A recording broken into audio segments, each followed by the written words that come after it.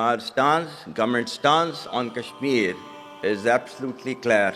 It was our jugular vein. It is our jugular vein. We will not forget it. April 22, 2025. Pahalgam, a serene and peaceful corner of Jammu and Kashmir, was suddenly turned into a battlefield. What was supposed to be a normal tourist season spiraled into a nightmare. 28 innocent lives lost in a brutal terrorist attack. But this was not just another attack in Kashmir. This was a calculated, planned, and executed with chilling precision. So, what is really behind the violence? Who is behind it? Why did this happen now? April 22, 2025.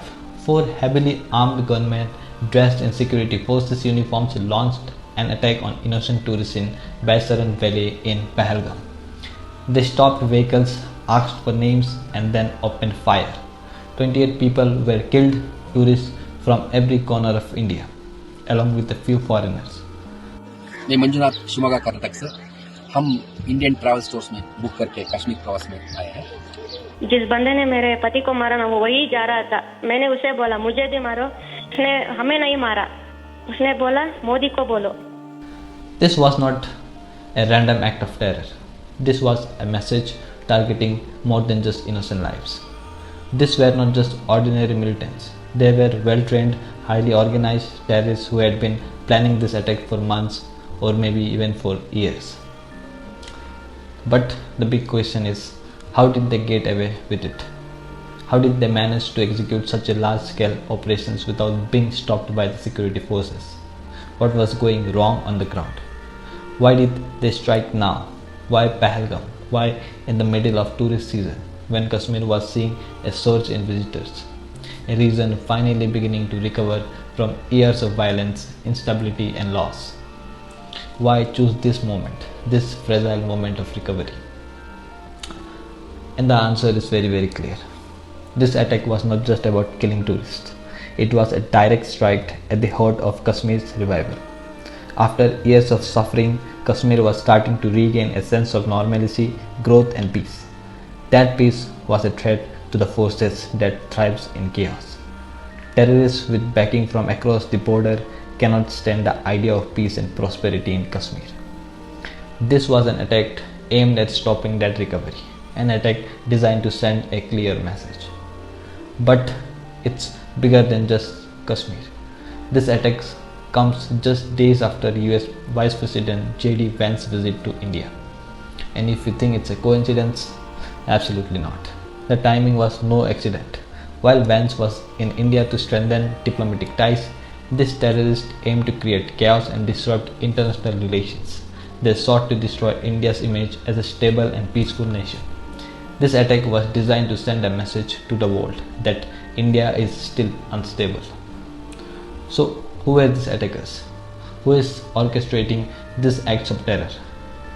Well, according to Indian authorities, the attackers were from a group known as Kashmir Resistance, a faction that opposes India's presence in Kashmir. But this group is not operating alone. This is a part of much larger network. Recently, Hamas leader attended a meeting in POK, Pakistan occupied Kashmir, alongside leaders from groups like Lashkar-e-Toiba and Jaish-e-Mohammed. This is a proof that global terror organizations are working together against India. And guess who is backing them? As always, the Pakistani army.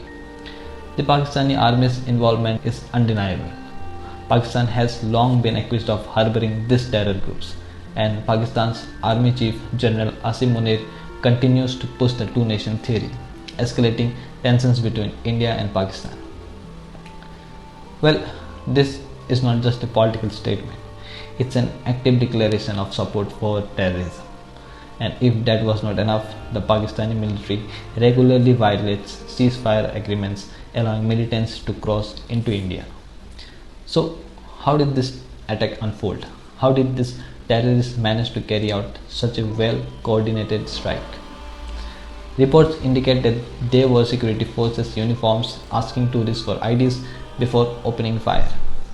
And this was not random. It was methodical and cold-blooded. But how did the security forces let this happen?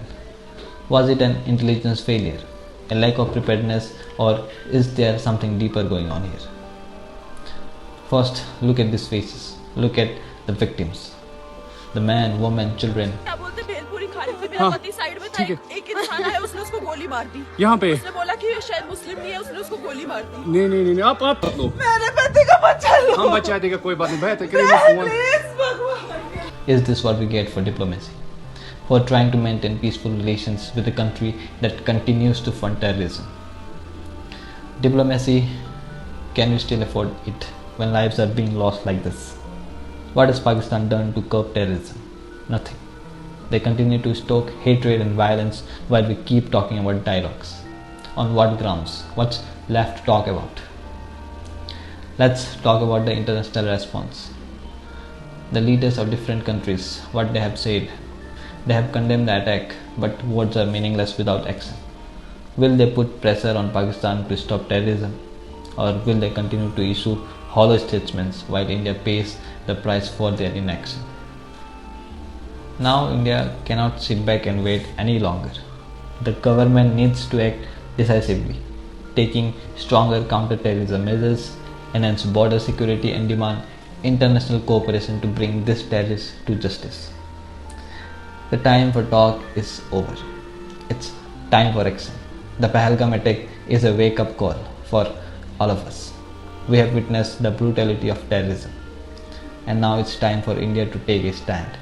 The world must support India in its fight against terror, because today it's Pahalgam, tomorrow it could be anywhere. Demand accountability, demand action.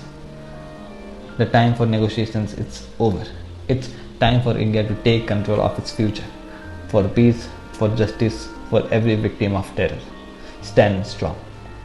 Jai Hind.